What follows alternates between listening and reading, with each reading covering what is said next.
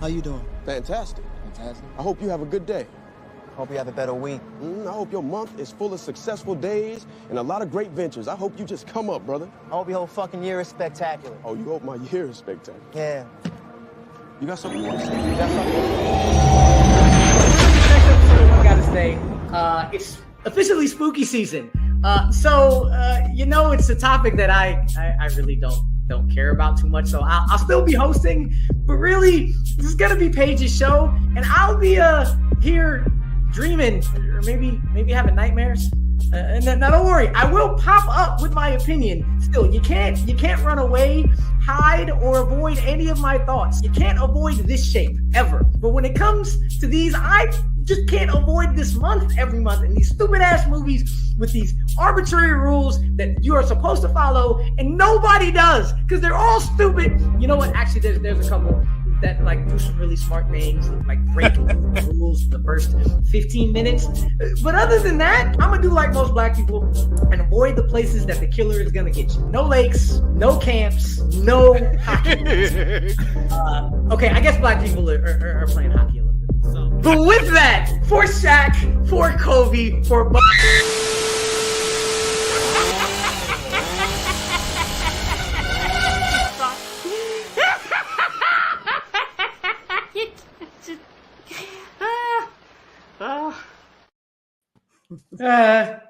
I really just like that laugh. I really do. What up, family? That was really good. That was good. Thank you. I appreciate it. It's your boy Alvaro. We are back for the Halloween episode of One Gotta Stay. So really, this is her episode. Y'all know me. Y'all saw the article I put. I'm not a horror fan, but I'm here.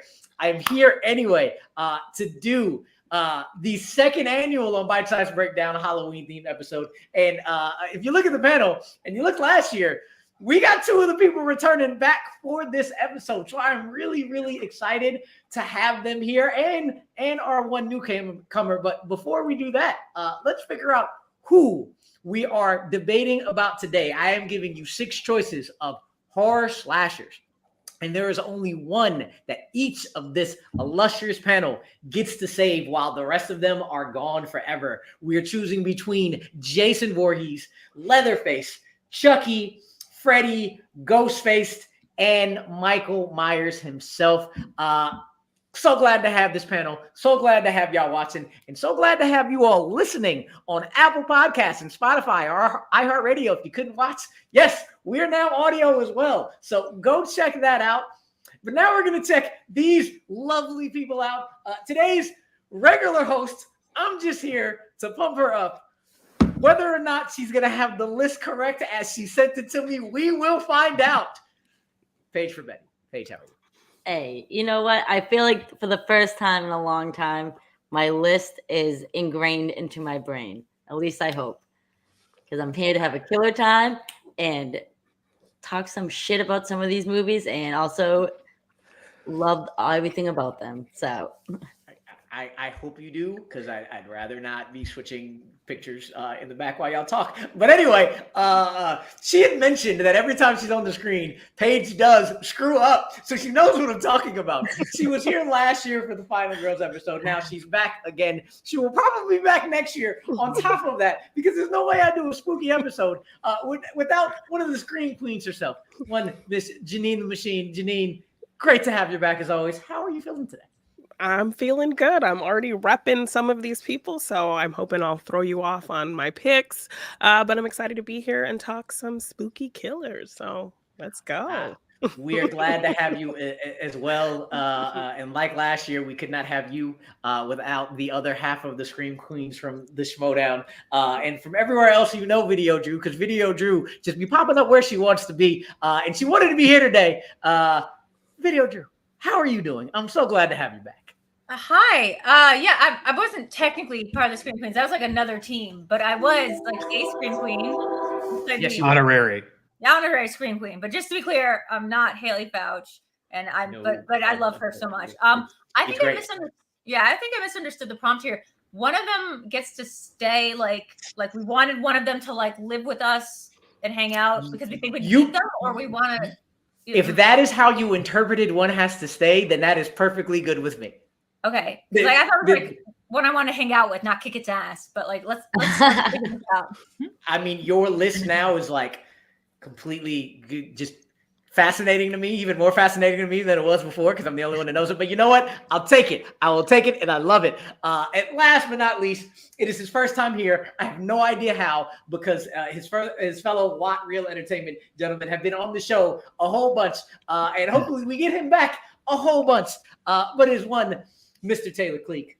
Taylor. Thank you. You know, I have seen Matt Thomas's big head on here one too many times, so it's my pleasure and honor to take his place this evening and break hearts and have terrible opinions all night long about my favorite genre of movies. Happy Halloween, folks. Some people want to wind down on spooky season, but we're just getting started here, it seems. Mm-hmm. Your favorite genre?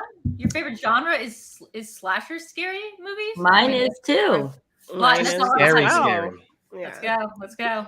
Videodrew and Jeannine did compete as the final girls, so that's why I had them last year, why I had to have them back. But we are going to get this started, and one of them will start for us. So, Jeannine, can you tell us who is your number 4?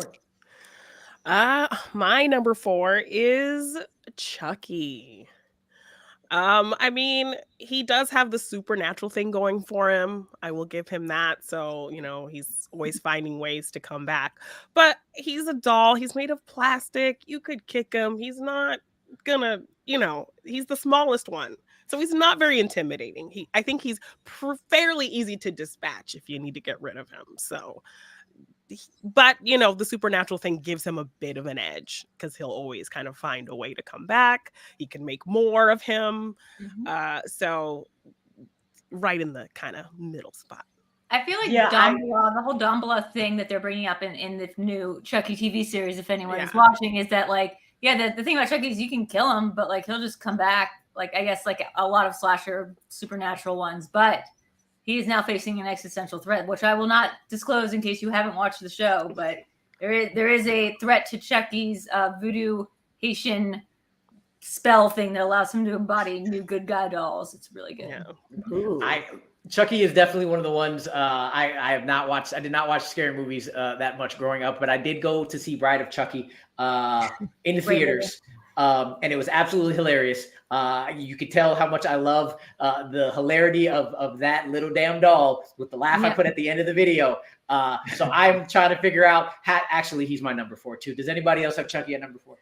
I do as well. Jeannine, I told you, we're going to have the same list, at least close. I mean, I will say like those films, like the child play films are like really fun. Yeah. I would say the kills kind of, and like Chucky being a doll, like he's possessed by Charles Lee Ray, by like an actual serial killer. Oh, we're dropping names now. Okay. Yeah. Yes. Charles Lee Ray.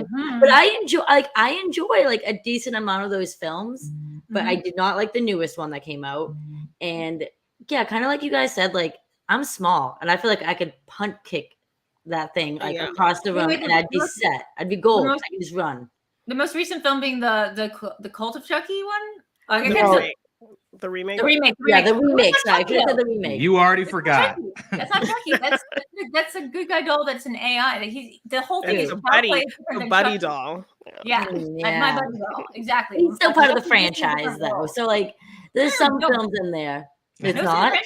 No, because everything that's been named after, starting with Chucky, like Bride of Chucky, has been the Don Mancini verse, and then anything that's Child's Play is the reboot. Like that's just the thing. But like Chucky, anything with Chucky in the title is a Chucky. That's like one singular vision. It's Don Mancini stuff. Yeah. All I know is I feel like I can drop kick him, and then I saw him in Ready Player One. I was like, okay, he is still scarier than a lot of motherfuckers on that screen. But again, yes, small, and I'm just like, fam, like. Do something, dude. You can't be that scared of this damn doll, even though he's just like get him back. I don't know. That's the thing. It's a cool.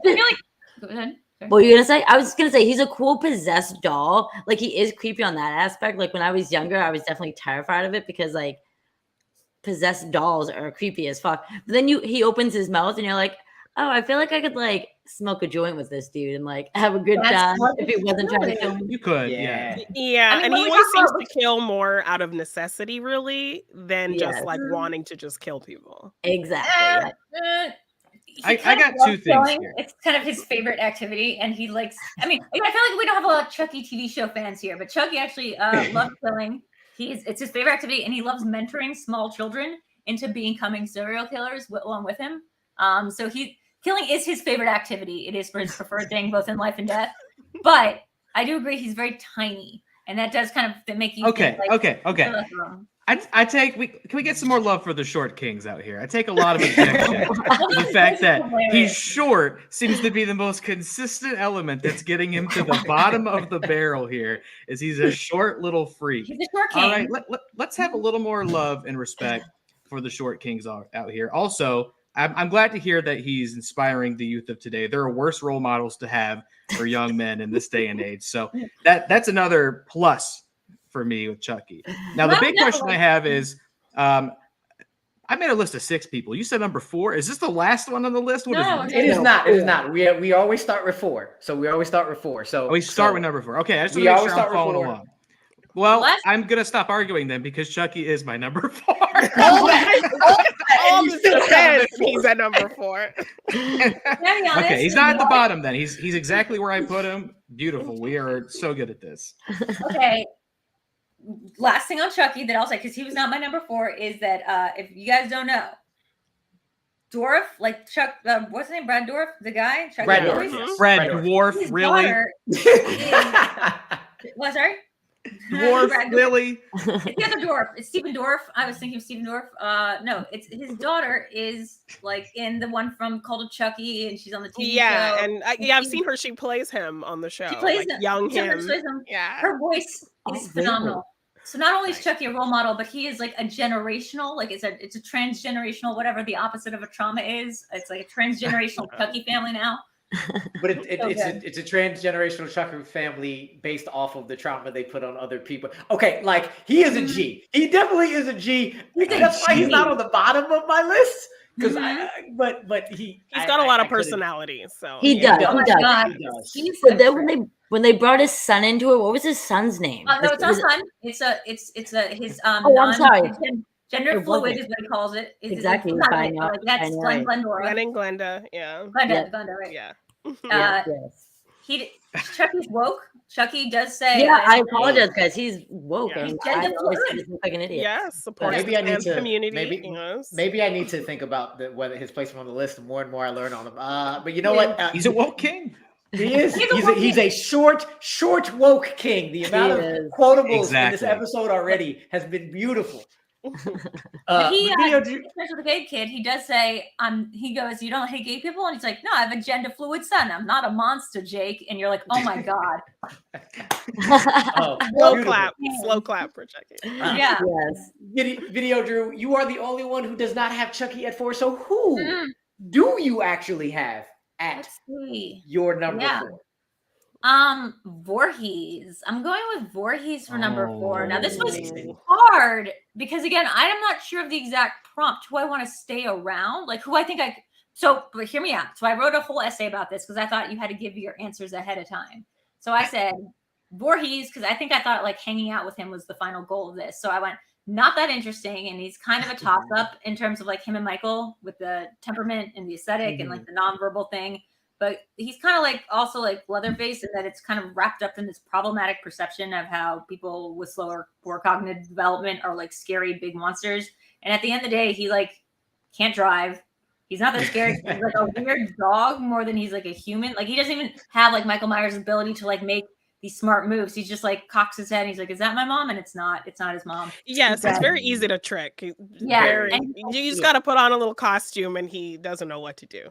So. It's not that fun for me to watch him because it's unclear how much he understands about what he himself is. So like his methodology and how he chooses his victims. Yeah. I think technically he has the highest kill count. So he wasn't my lowest because he technically has the highest kill count of like any Tatler, but that's like saying the guy who dropped the atom bomb. It's like saying Oppenheimer has the highest kill count. Give him props for brutality and kills for sure. That's the thing. I think he has such creative kills, and that's why he should not be number 4. Yeah. I mean, the sleeping bag kill, the incidentally creative kills. Like he accidentally kills people creatively. Most of the times it's machete. Like he's good improv. The dry ice kill in space. That is my favorite kill out of all of them. I will tell you that. That's the nanobots. That's not him. He's not thinking of that. That's the nanobot technology remaking his brain to do something smarter than it can do because he's got doggy brain. He punched somebody's head off. That was that. That was hilarious as well. That was Freddy hilarious as well. That's what put him up from number 6. Is Freddy versus Jason. Like it was really good to see like Jason take some autonomy and actually be able to go toe to toe with somebody who is legitimately of a higher has a better sense of just higher cognitive function, it seems, and was able to go head to head and outsmart him a couple times. So I do like that. Also, ultimate fire versus water. I like that. Ooh, there are many Freddy fire and Jason drowned. Yeah, I like that. There were many hilarious parts in that movie, but we are now through all our 4s. It was pretty similar for the most of us because me, Paige, Taylor, and Jeannine had Chucky at number 4. But Drew, she's the only one who had Jason at her number 4. We'll see where he falls, whether he's lower or higher for the majority of us going forward. But you know what, Paige, you're going to tell us. You're going to tell us because who's your number 3? Okay, hold on. I want to make sure I say it right. All right. I have Jason Voorhees because there you go. Like I said this, like slasher is my favorite horror genre. So this was like a really hard list for me to do because I love the Friday the 13th films. But the one I love the most is probably the hardest take. I love the 2009 remake. I love that film. Yeah. Oh, I like that one a lot. Wait, the 3D? 3D? No, not the... Is it 3D? Oh, it's the one with Alexander Dario? Like that one?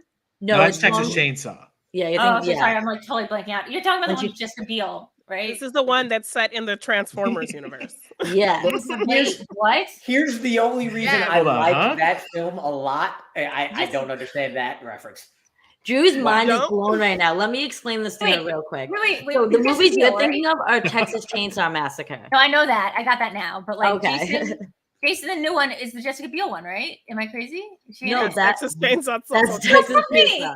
That's a different Texas Chainsaw remake. Yes. Oh my this God. is the one by the same director. They're by the same director, though. That happens, I'm pretty sure. This is the one I like because I am a huge Supernatural fan, and I do a really good job of Jared Padalecki yelling Dean because my nephew's name is Dean, so I do that all the time, and he's actually in this movie. So it's the one with Jared Padalecki. It's the one with Sam Moose from Supernatural, and it actually isn't that bad. And Derek Mears, great actor in general. I've seen this movie. I remembered zero things about it. Like no, this movie is awesome. It's in the Transformers universe. But the thing about what do you mean by that? What do you mean Transformers universe? What? I don't know. Yeah, I'm stuck on the that. blonde asshole guy in that movie is the same blonde asshole guy who is Megan Fox's boyfriend in the first Transformers movie. Like Boyd Holbrook transforms like Indiana Jones into like Logan into like everything. They share a character, so it's in the same universe technically. So this is I can't believe nobody ever thought to mention that during that Friday movie. Like also giant robots are happening. But no, like that guy from Party Down, because like I'm looking at the cast list and like he's amazing. The blonde asshole. The very handsome dude. Very handsome dude. Yeah. Ryan Hansen. Oh, he's great. Veronica Mars. Like I love that guy. But guys, we gotta admit though, out of all of these killers, like Jason's like the one that you can sympathize the most with. Nope. What? No. What do you mean, guys? He literally, I lightly disagree with this. I lightly disagree. Watching him, he drowned, and like you should feel bad for him. Like he's getting his revenge because people like literally let him die. He lived. He's fine. His mom got drowned. He survived. It's unclear. The details are. It's never really explained. Yeah, is he dead? Is he a zombie? I don't know. And number 2, he's not. He's fine. He's a dude. He's got a little bad. He's also a very hollow copy of somebody else. So. Yes. No. 100%. Yes. Are you insane? Is my first question. Second of all, can I curse on the show? Yes, please. Fucking yes. Okay. So fuck. So the thing about Jason that makes him like the one thing you can give Jason is that he has the ability to transport via mist. If you play that Friday the 13th video game, yes, that's one thing he can do. He can like float and go somewhere else. He can teleport, basically. That's his one thing. Didn't know that. Sympathetic is like the lowest thing that I relate to him on, except maybe on that dog level of like when he tilts his head when he thinks he hears his mom. That's the only time that I relate to Ethan. But like, people tend to use that sympathy to kill him. So yeah, Freddy that's like girl. his kryptonite right there. All you gotta do is put on a little movie makeup, a dirty old sweater, and he doesn't know what to do, and you could get away. I mean, I don't know what kind of he just wants his mom. He just wants his mom. What sort of pity party is this? I didn't rank this list on how bad I feel for these guys. I don't want to feel That's sorry. What we're going. I thought we were going for like the best horror villain, and this one makes me sad. Yeah, this one's making me sad. Paige, I've been hearing them. I will tell you this. I don't feel sympathy for any of them, but I will agree. If we needed the highest on the sympathy list, I don't know who would be higher. Out of every single out of these, yeah, but again, that's not what we're here for. I mean, actually, if you wanted to make that your list, Video Drew's hanging out with all these people, so whatever your qualifications are, that's fine with me. No, we have got more than 5 of these. Is the problem? We've got actually a ton of these, and that's the issue. But with Taylor, what about you though? Who do you not sympathize with? You actually think just you have no sympathy, and that what makes them a little higher on your list, but not high enough to be number 1.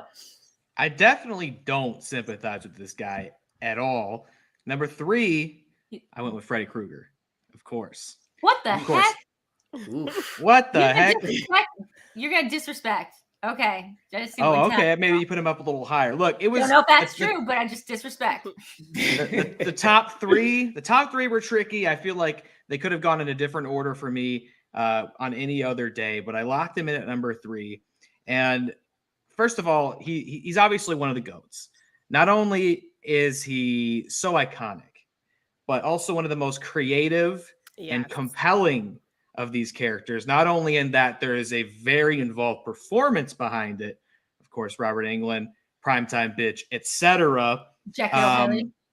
But the kills themselves are just anything can happen. This dude can turn into a worm. He could turn into a TV. He could float around. His arms could get all long. He could do things. Be in a video game.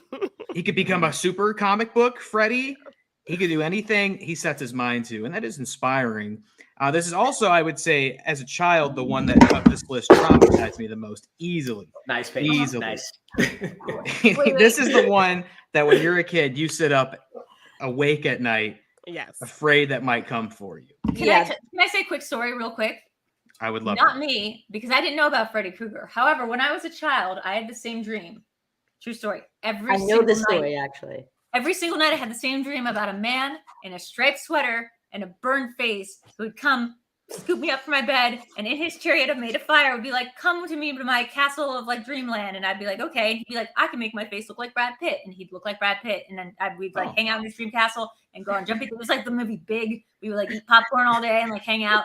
And he's like, at the end of the night, or morning, I guess, beginning of the morning, he would go, okay, the only thing is once a month, we do have to kill all these teenagers. It's kind of like this thing. I got to get it out of the way. But like, if you got a problem with that, like maybe we should have a discussion. Otherwise, I would like you to like become my Princess Dream Bride in my Brad Pitt castle. And every night I was like, I don't think so, man. Like it's not even the kid. I just don't really like Brad Pitt. Like that was the part that was really, I was hung up on. I was like, it's the Brad Pitt part.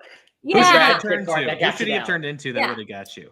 So he would put me back down in the bed and he would kiss me gently on my forehead and I would wake up. And until I was 17 years old and I watched Friday the 13th and I was like, fucking that guy, that dude, it's this one fucking dude.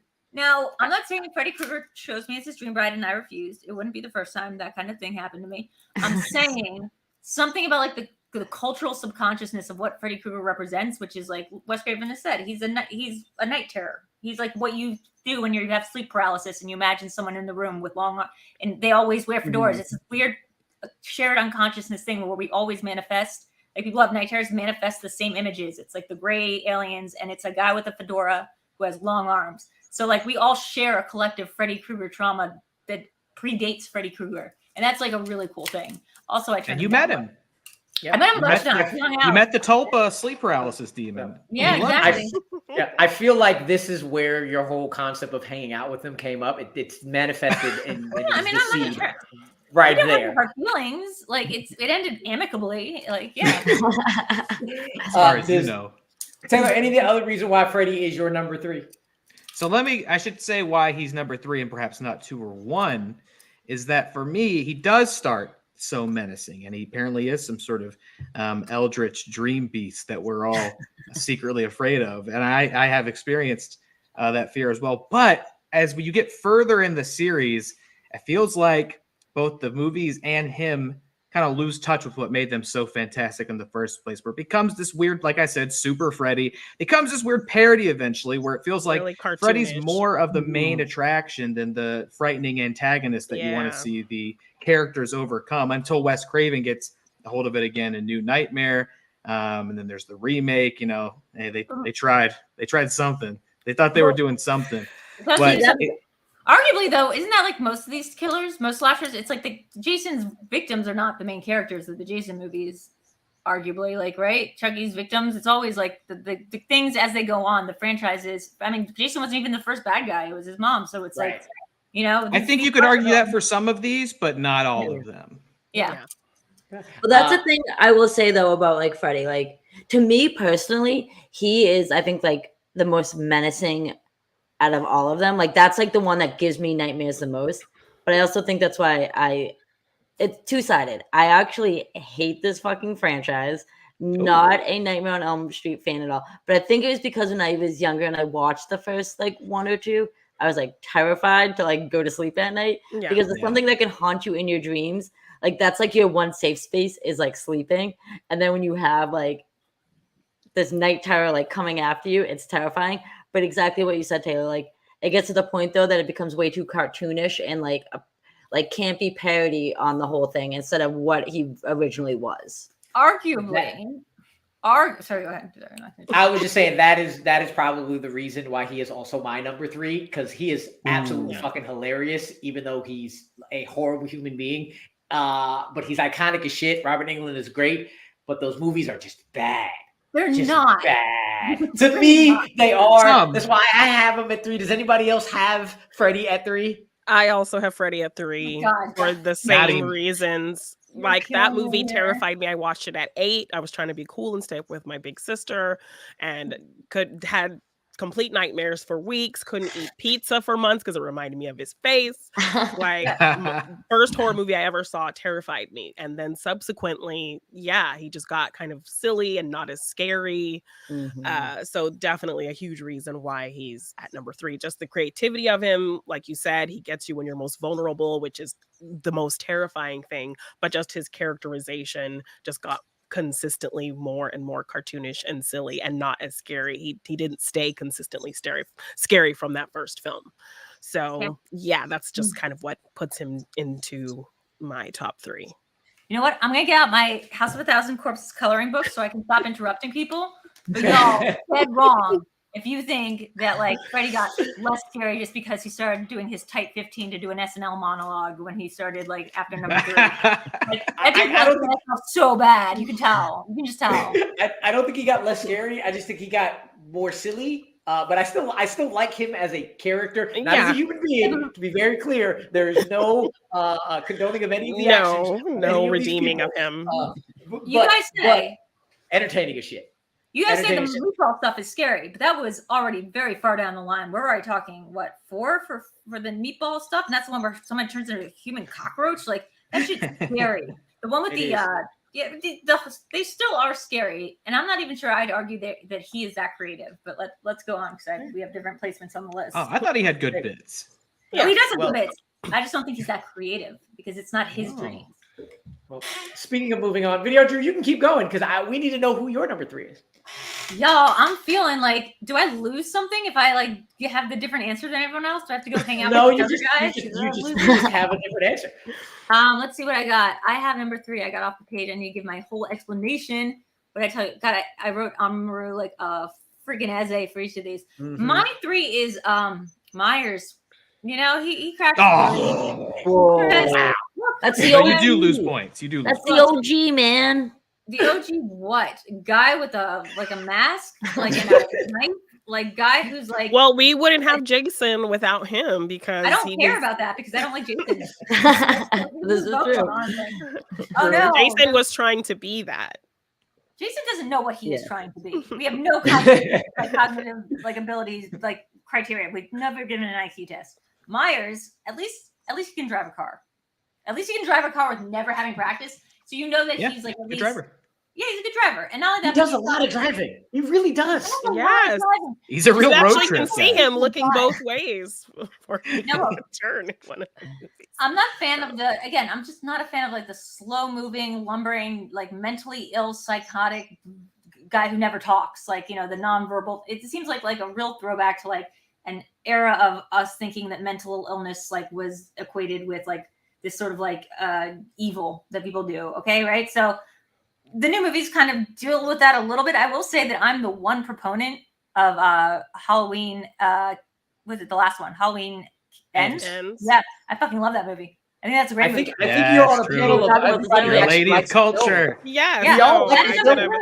I did a big watch party last night, and you know why? I have rediscovered that Ends is not a terrible movie. We're all here, all the fans. We're here. Ends is a movie that takes the idea of Michael Myers as this like big lumbering villain who just blah blah with the knife, or like his sisters or whatever. It's the glory. It's got to be the Rob Zombie thing. Actually, not the worst movies either. But like Ends is like doesn't even take with the Halloween Kills thing, where it's like maybe he's just the evil of the town, but that's a weird metaphor because also the mob then kills him, but he kills them. It's like the mixed metaphors of the second one are very confusing. The third one's like, what if it's just like Twin Peaks? What if we just did Wild at Heart, but like, it's just this other guy. It's just some weird loser, and he just sort of absorbs the essence of the evil. And it's like, what if Eric has a really good theory that the granddaughter was supposed to be the one who becomes like the new Michael and like absorbs the essence, because like there's some shit in there that is like completely supernatural, like not even Cult of Thorn shit, but like next level, like existentially terrifying about like Halloween Ends. And I think that movie is really good. So I put Michael higher than I think I normally would because of Halloween Ends. Come at me. Yeah. Wow. Okay. Wow. Well, with that, we are now done with our threes. Me, Taylor, and Jeannine all had Freddy at number 3. Paige had Jason, and VideoDrew had Michael Myers. And I honestly the lowest, lower than what I would think in general. So we're going to get into our bottom 2. But before we do, please visit BitesizeBreakdown.com. Me and Paige are writers there. We do a lot of great stuff, including, as I said, we are now having audio podcast, all the One Gotta Stay episodes, all our interviews that we have done, with another one coming soon, which I'm very, very excited about. So please come support, check us out on all the socials, Bitesize Breakdown. You'll be able to catch us. But with that, we are going to get into our 5s and our 6s. Just a quick rundown of our last places here. And for me, I really don't care anything at all about Jason or Leatherface whatsoever. Wow. Like period. Like Leatherface, I think he might be the only one where I haven't seen any of the films, and I don't care to see them at all. And Jason is the boring version of Michael. Extremely boring, except I will say best kills individually. The popping off of Black Man's head and the dry ice one, I do love both of those, but I really couldn't care less about either of those. But Paige, you see that's a better kill than killing somebody by putting a hearing aid and blowing it up out of proportion. So then when his ear explodes because he's deaf, like that's a better kill. That's not a good of a kill. That's up there. That's up there as well. But I really like it. A video game. That's one movie. One movie he does both those things. Paige, you have Freddy at 5. What are you? Okay, go ahead, Paige. Yeah, I mean, I told you guys. I have 2 sides to this. I do think he is like the most like menacing, like scariest villain out of the bunch because of like, just look at him. He's terrifying. But I also think those movies are fucking garbage, and I just do not like that franchise. And I think it's because when I was younger, I watched like the first film and had like nightmares for like 2 Dream weeks. Warriors is great. Leatherface? Are you saying Leatherface or Freddy? Freddy. Okay, Leatherface. Oh man, those movies are just garbage. So that's why, I just can't get into. I mean, I guess technically he was the first slasher out of the bunch, right? His movie came out 74, right? Mm-hmm. And was it Toby Hooper? Yeah, Toby Hooper. Yeah. Ding, ding. Like he's made some great horror films, but like, Has he? yeah, I guess they're right. Yeah, but I mean, Yeah, no, Leatherface is just creepy. That's kind of like torture porn for me in a sense. Like, dude, you're ripping people's faces off and wearing them. Like, that's not kind of cool, man. Embrace who you are. Show off your face. That's apparently who he is. Taylor. Wow. Taylor, get the fuck out of here. No. I knew it. So This is gonna Taylor- be my worst take. Taylor, Yikes. you also have Leatherface at number 6, but you have Ghostface at number 5. Ooh. Taylor, you were very close. You were very close, Taylor. Yeah. I'm almost gone over here. I know. I knew this was going to be my most controversial take when I locked this in. And I thought really hard about this, just so you know. So number 6, I kind of echo things other people have said. Texas Chainsaw, the original is one of the all-time great classic horror films. And then the quality bar across that franchise is probably the lowest amongst the people we're talking about here today. There are some redeemable ones in that. But with Leatherface, he is iconic. The chainsaw's iconic. But I feel like so much of what makes up the threat and what makes those movies great and what makes them memorable are his family members as well. The supporting cast in each one, you're thinking about your Cooks and your Arlie Ermies, and they're really a huge part of Texas Chainsaw. So I don't want to disrespect the guy. He's been through a lot. It's not fair. He never asked for this. He was just born into this life. But I had to put him at number 6. But number 5, all right, look. Here's the issue with this. This is not a commentary or disrespectful statement about Scream as a franchise. I would say, as far as quality bar is concerned, it's the best one of all the things we're talking about here. Oh wait, go off. Go off. I think you're about to say it. Go off. Do it. But Ghostface is not a character. Ghostface is a different character. He's a moniker. He's a costume that different characters wear in every single movie. He's got no personality because he's not a corporeal being. He has several personalities because there are several people who can be Ghostface. You get the most interesting of motivation, of killing style. Batman, man, personality. He's an idea. It's not. There was a Ghostface is back, and you're like, that's not true. I'm like, Sydney, that's not true. That's not the same. Well, you're always acting like it's one guy and he is back. That's not true. And look, he's one of the all-time great Halloween costumes. I won't deny that, but he is not. He's not even a he. He could be. Exactly. The appeal and the intrigue of Ghostface as a concept, right, is that you don't know who it is. Well, how am I supposed to rank that? I don't know who they are. It's a whodunit. It's a mystery. Scream movies are great. Like I said, probably there's not a bad or even an average Scream movie. But we're talking these characters. This ain't even a character. Yeah, I guess. If one's got to stay, though, it's the one that you want to go back and watch. And you can get the most variety out of from every time you watch a movie. It's one got to stay. Not 18 of them have to stay. I'm not talking movies. I'm talking characters. Okay. Well, I guess it all in then. Yeah, Jeannine, you also had Jason at 5 and Leatherface at 6. Yes, I mean, Jason literally was created because he was trying to bank off the success. His films were trying to bank off the success of Halloween and Michael Myers. So just a kind of lazy reproduction of that character with a much more kind of easily dispatchable demeanor. Like all you have to do is talk about mom and he is frozen in one place and doesn't know what to do. And Leatherface, just in terms of his films in general, just consistently not good. And as a character, not a consistent character. One film he'll be they'll want you to kind of sympathize with him because he's just a product of his family and they abuse him. And in the next film, he's just this brutal killer. So because there's a lack of consistency with the character in general, and lack of just decent films with the character, featuring the character, last place, 100%. You know what's been consistent all episode? Videodrew not having the same number 6 because she also has Ghostface at 6 and Leatherface at 5. Drew. The prompt was which one do you want to stay, not which 8 people do you want to hang out. I mean, there's no question. Ghostface is not a guy. It's not a one. It is different people. It was always, you can't even say there was one guy. Variety. That's the best part about it. You get variety. Yeah, let the ladies get in on the action. Exactly.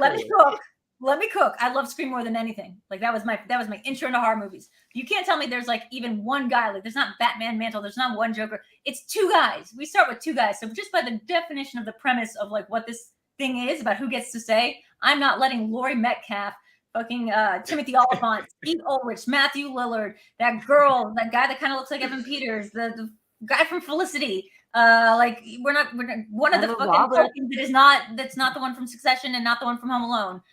We're not getting all Emma Roberts. They're not all staying because we like the concept of this guy in a mask or a guy in a mask who the characters cannot seem to wrap their heads around, has not returned at any point. He's dead. They'd really have a much easier time if they just start being like, you know, it might just be a chick.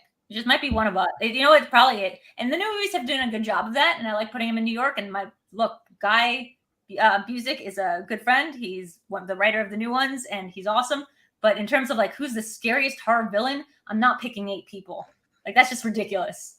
And this guy falls down the stairs in every single movie. This is the only one in the list that any of us could conceivably throw down with. It seems like we want to get into this, so let's just drop the gloves.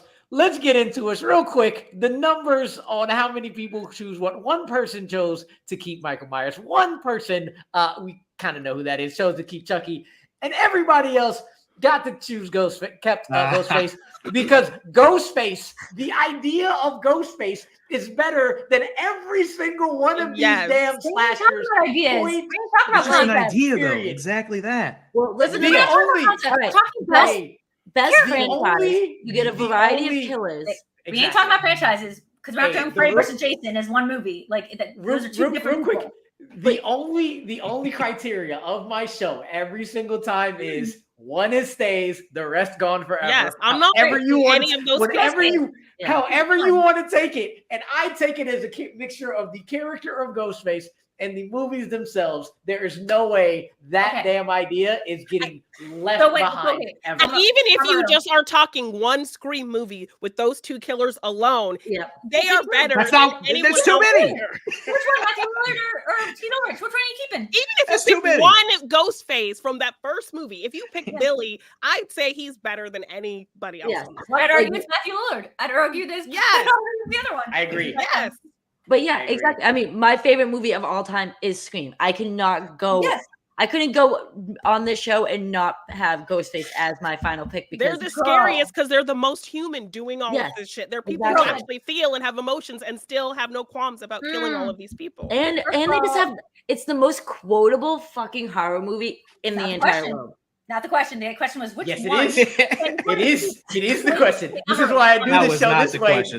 Because everybody. When I was sitting on the toilet making this list, I wasn't thinking about quotes. When you ask which one's the best, everybody interprets it however they want to do it, or it would always be the same list. So I love it because when I put Ghostface on the list, I was like, this is going to be a curveball because there's a bunch of different Ghostfaces. This is exactly why I want to put it on there, and this is why I am keeping it because all of them together are better than anything the rest of them done. Michael Myers was close though. Michael Myers was real close for me. That's why he was my number.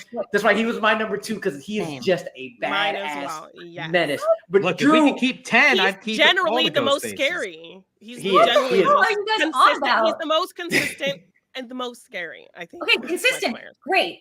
Okay, let's go with consistent. Amr, you do the show like every week or whatever, right? Okay, so about every month, yeah. Do you ever do a Batman episode? I have not done a Batman actor one yet, but I've had Batman on it though. When you pick like a Spider-Man or something like that, is the answer every Spider-Man? Is it just it's all the Spider-Man? Okay. Yes. So because included is all their movies and all the things they've ever been in. So yes. So evil Spider-Man, like not say evil, but let's say like the Spider-Man that we meet in the Spider-Verse one, like the Oscar Isaac one, he's the same level of keeping as like Miles Morales. Yes. Okay. Any question that you ask on One Gotta Stay on what the criteria is, the answer is yes. Okay.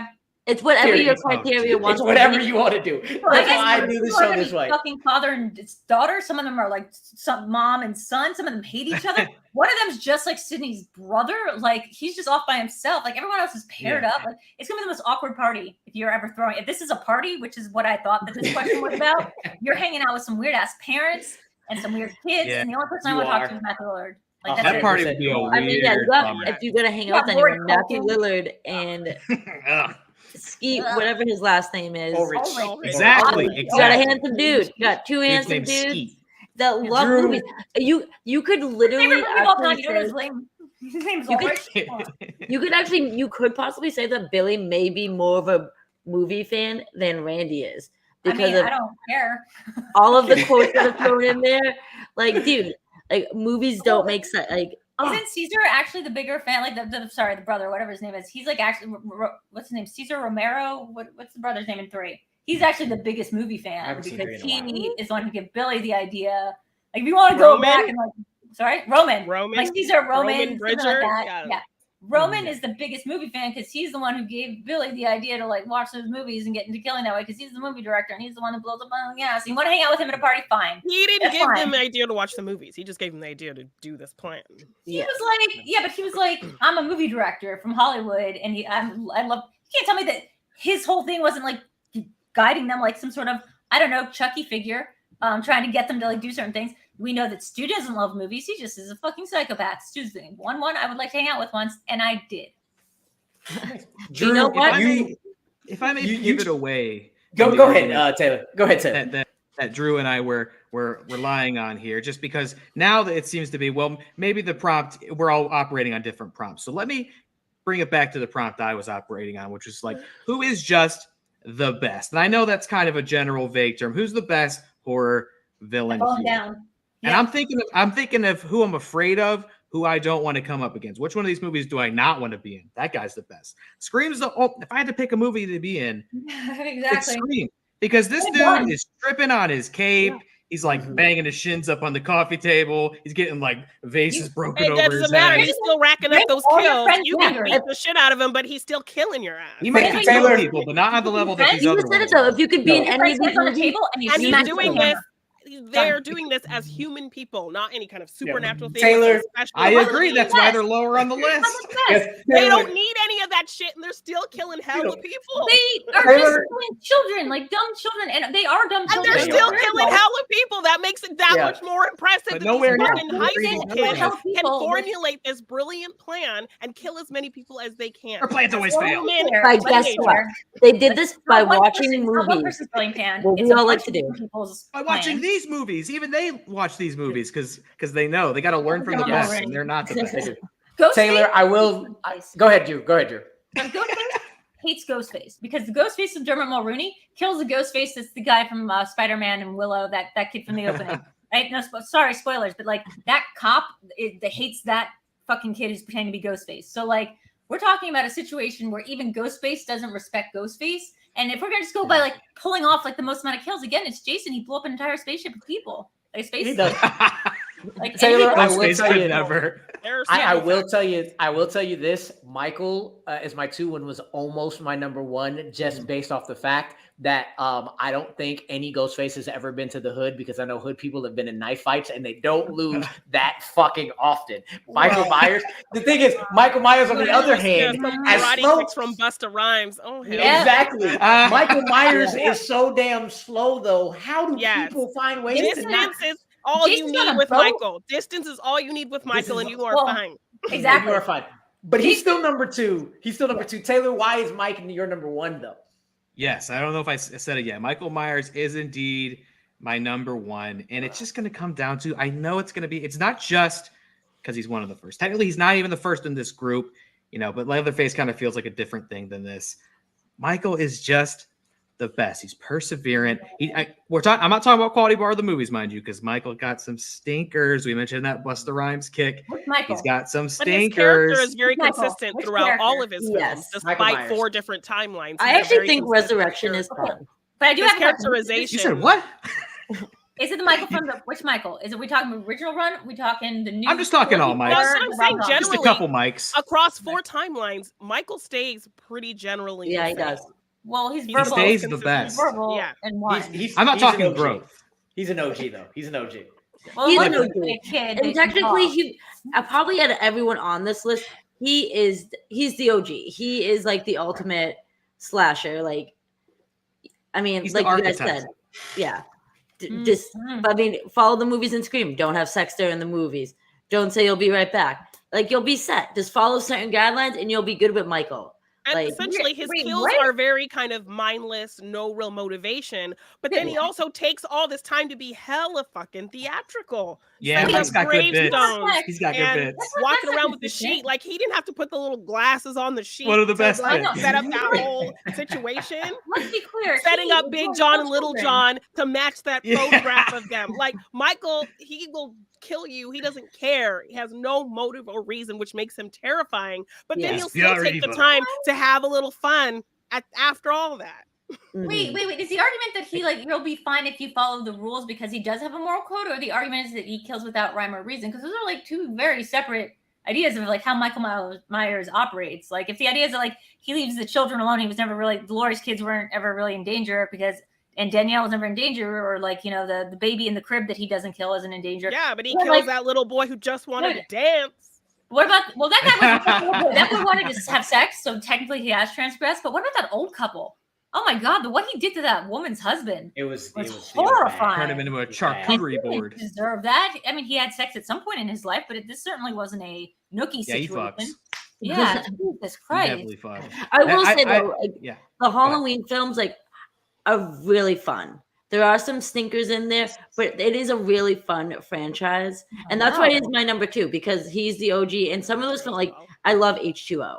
I love I the. do. That's Laurie. That's the best Laurie. So I love H2O. Exactly.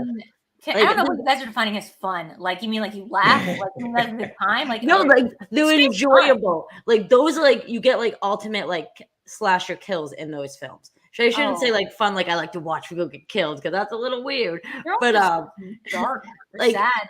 yeah, I mean maybe, I don't know.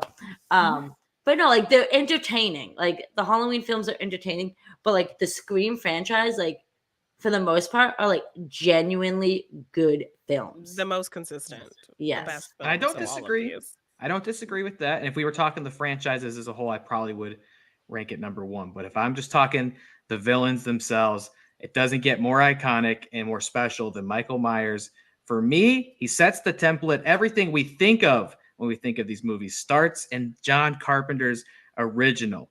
You know, the mass killer broke out from the sanitarium. It's on the news. The evil doctor tracking him down. The babysitter having to escape with her own life, as well as the protect the children before it's just so classic. It's got a terrific theme song. Yeah, you hear it. Yeah. Don't even I could do a whole tirade about Loomis. Like Loomis, if Loomis was his own tier, that would be number 1 tier. Loomis is the go. I'm not talking about that. I'm just talking about original Michael. franchise. Loomis is as evil as Michael. Is your problem? Yes, he is. Yes, he is. Oh, he definitely gets by part 5. Oh yeah, he's actually because Michael is just a force of nature. Loomis is like a deranged, obsessive. Yeah, he's obsessed with the boogeyman.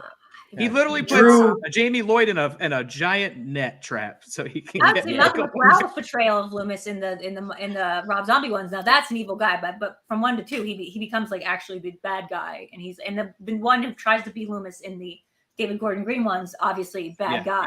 But the original Loomis, I don't think is like on par with Michael Myers in terms of evil. Oh, I'm just talking. I don't mean evil. I just mean like my favorite character to watch. Oh, gotcha. At all times, I love. Donald Pleasance just off his rocker looking for Michael. Yes, this is like I thought when I was friends with any of you, and it turns out I'm not. So, well, Drew, you have Chucky at number 1 and you had Freddy at number 2. So why do you have them all the way up there? Because they're fucking good hangs. You ever want to like hang out with somebody? You ever want to spend 7 movies worth of like screen time with somebody? I want him to, talk, have a sense of humor.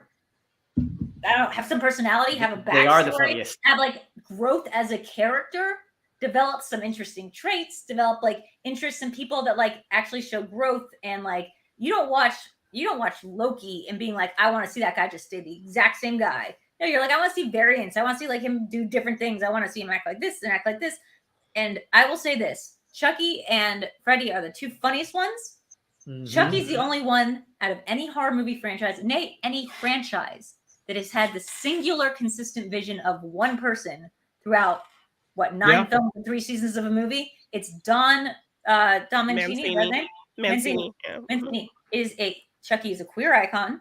Chucky is a fantastic character, and everything that's been built around the lore of Chucky you can't find one fucking loophole. Like there's not one retcon. There's not one inconsistency. There's nothing because it's been his movie the entire time. So they'll bring back stuff from like Cult of Chucky or whatever. And there's nothing that you can find that's like a logical fallacy or like I don't know. Kidnapping a pregnant lady doesn't really. They didn't really work around that very well in terms of like, the timeline of that in terms of what's happening now with Chucky. In which one? The one before Cults. So the one with when we first meet his daughter. So he was in love with. So what it was he was in love with this woman, and then she was pregnant with the kid that turns out. But just in terms of the timeline of him kidnapping her, doesn't really. That's the one thing I've seen that doesn't line up perfectly with kind of everything that's happened before and after that.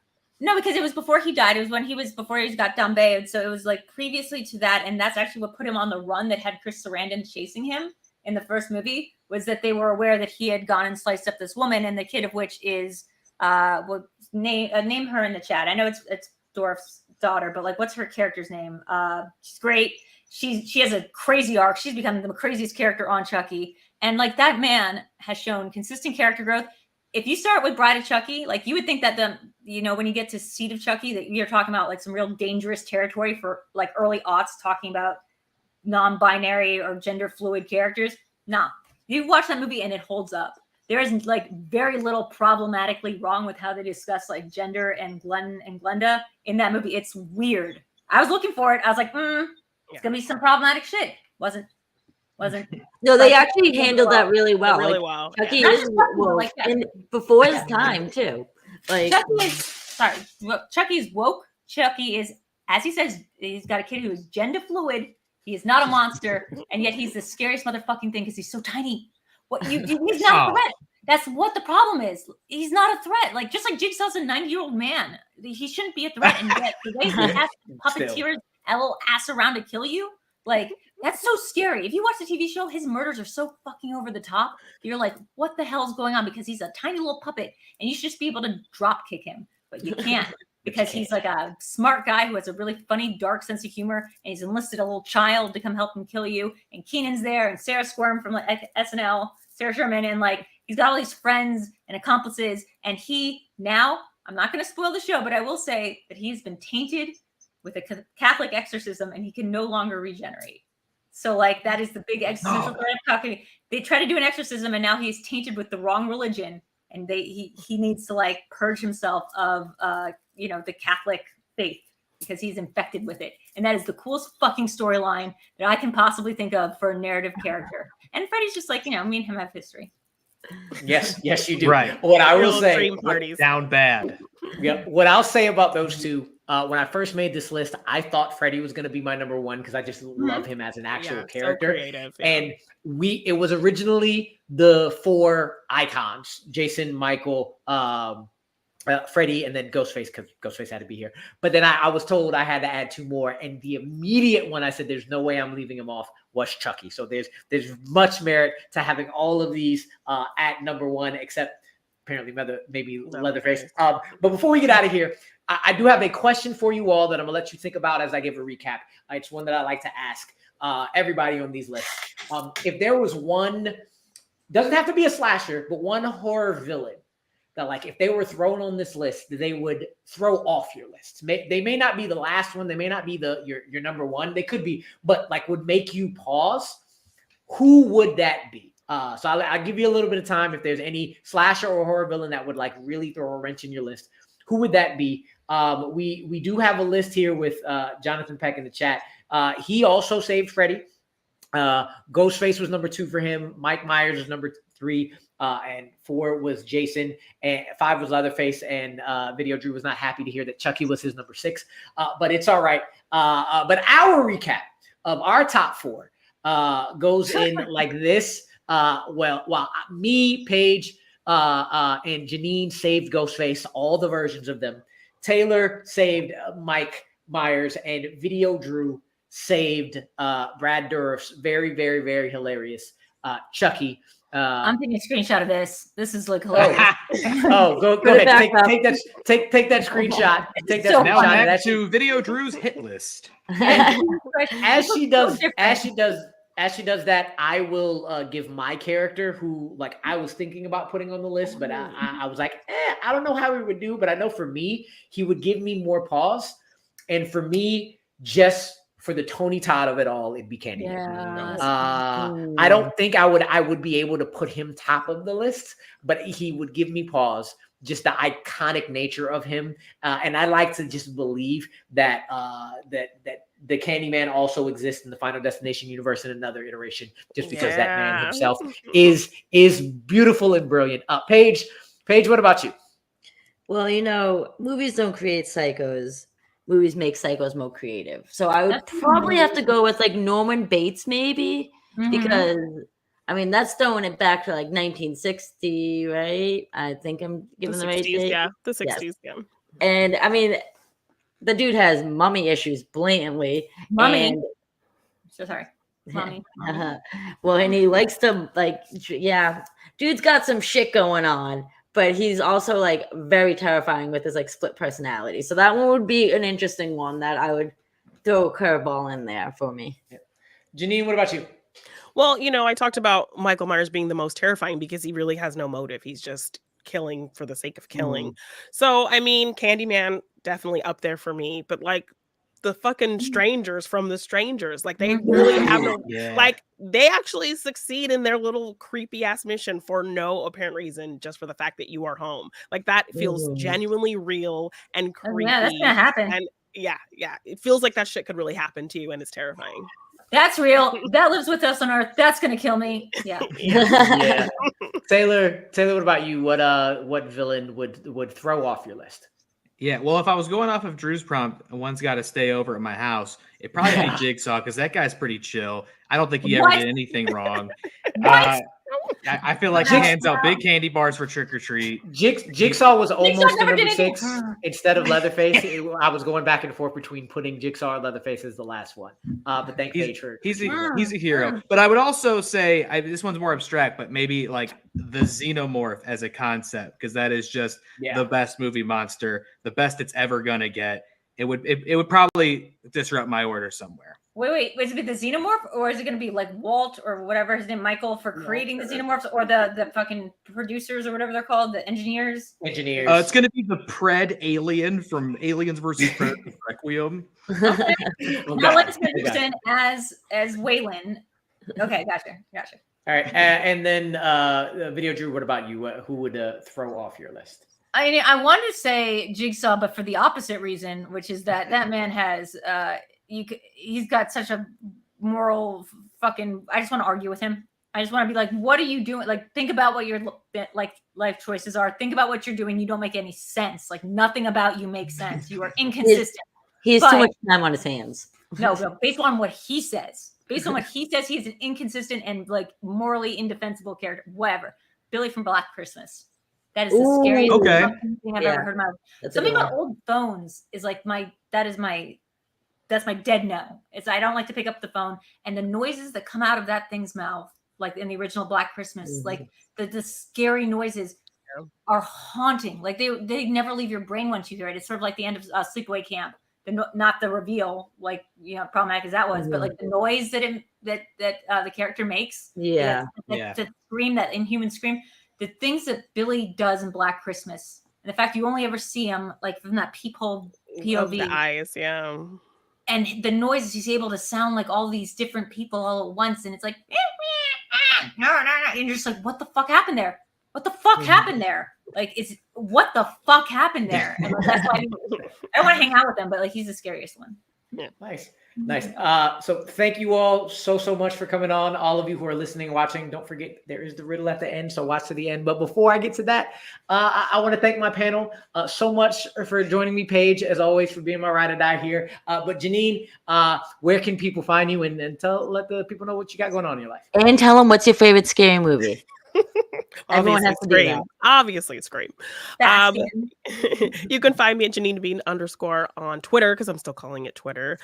Jeannine Devine on Instagram, TikTok, and Threads. And check out the It's a Wonderful podcast feed. We have our 2 shows over there Morgan hasn't seen, and It's a Wonderful podcast, where we give love to classic films. So you can find that all places podcasts are found, and the It's a Wonderful podcast YouTube channel. We always have something fun going on over there as well. Nice, Oh, nice, yeah. nice. Taylor, what about you? Where can the people find you and what you got going on in your life? Yes, sir. Again, thank you for having me on. It was so great to see all my my former Schmoedown vets here. It's so great to do anything with you fine folks during the spooky season. I'm mostly on Twitch these days. Here, I got the whiteboard here, classic. Twitch.tv/WhatRealEnt. Playing a lot of, wouldn't you believe it, spooky games. This past month, I just finished Outlast 2 and Five Nights at Freddy's Security Breach. It was my first Freddy's. It ruined my fucking life. I'll be doing the next month Spider-Man 2, Alan Wake 2, and I'm going to do the Phantom Liberty expansion for Cyberpunk. So good games are coming. I'm really stoked. Come hang out with me on there. And then Twitter, just Taylor L. Cleek. Don't forget the L. Most people do. So make sure you get that part right. And that's where I always post when I'm going live. And two things, Taylor. What's your favorite scary movie? And will you be playing the Barbarian game when that comes out on video? There's a Barbarian game? Are you serious? Yeah, they're gonna make oh, fuck. That's I'm afraid they're going to make it an asymmetrical horror game. I don't want it to be that. But either way, yeah, I'm a sucker. I'll definitely get it. And what's your favorite scary movie? Oh, fuck. Probably The Shining. I'd probably maybe put a Jack in the list, too. That would probably do it. Jack Torrance. I got the card. I'm Jack Torrance. That's my impression. Video Drew. Make sure you capitalize the Video Drew. Please let the people know what you got going on in your life and where they can find you. You can find me at Video Drew. It's one word, like Videodrome, but it's Drew, like past tense of draw. I'm working at a site now. I'm the managing editor of a site/platform called Passion Fruit. It's spelled like passion fruit, but there's a dot between the U and the IT. So like imagine like the URL, like passionfruit.it. Anyway, we have a show called Into the Reactorverse starring Nerd Chronic, where he interviews the different reactors. We just interviewed Nick Lutzko, the guy behind the Gremlins Halloween and the Spirit Halloween theme song, the song Where Did All the Gremlins Go, and the Spirit Halloween theme song. It's a site for creators and creator labor. A lot of it was born after the experiences of the Schmoedown and watching all you fine people and making friends with everybody and realizing there isn't really a space for creators to kind of come together and organize with labor issues and concerns they might have. So please check it out. We have a cool space. We have a Discord now. We're just gonna be doing a lot of stuff, and we offer a lot of resources about where to find like legal help, where to find like financial tax stuff, and like we're looking to just make a difference in the creator labor market. So check that out. And what's your favorite scary movie, Drew? Pearl. Ooh, Pearl or Midsommar or Pearl, but like Midsommar is hard to find like the villain of, so like Pearl. She'd be a good one on this list, as well as Sam from Trick or Treat. That'd be another. Yeah, good. I don't want to listen to her cry. And that's my problem with Midsommar too. Is like I don't want to listen to a bunch of other chicks crying because like I think that's taking more attention away from me. So that's why she's been not the one I'm hanging out with. But yeah, Pearl. Paige, I think everybody and their mother knows that Scream is your favorite scary movie. It's your favorite movie, period. For me, it's Get Out. It will always be Get Out. I don't know what's going to get out for me, but that's also because I am not a horror fan. But thank you all again so much for coming on. I appreciate it. But as always, it's the end of the show. So the riddle for next episode of One Gotta Stay. And I've realized as I've been on Bitesize Breakdown, I have yet to do an episode that has actually been strictly for the people we come to watch the movies for. Like, and these people, they're maybe not the like top of superstar A-list, but there isn't going to be a coin flip on whether or not they're going to do their job. When you see them on screen, you can't help but yell, "Damn! Those are some good ass actors." I mean, they are distinctive actors with distinctive voices. And, you know, sometimes they even do like different voices.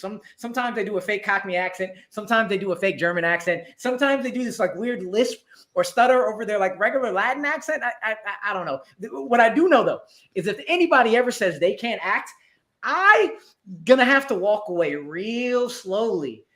Otherwise I'm going to like hobble somebody's foot or just put them in some mince pies or yell off with their heads. It's these kind of performances that let me know that the producers need to get their heads out their asses and get real fair pay to the lifeblood of the industry. Really, truly, these actors should just go to their desks, put their feet up on it, and tell them 4 words. Pay me my money.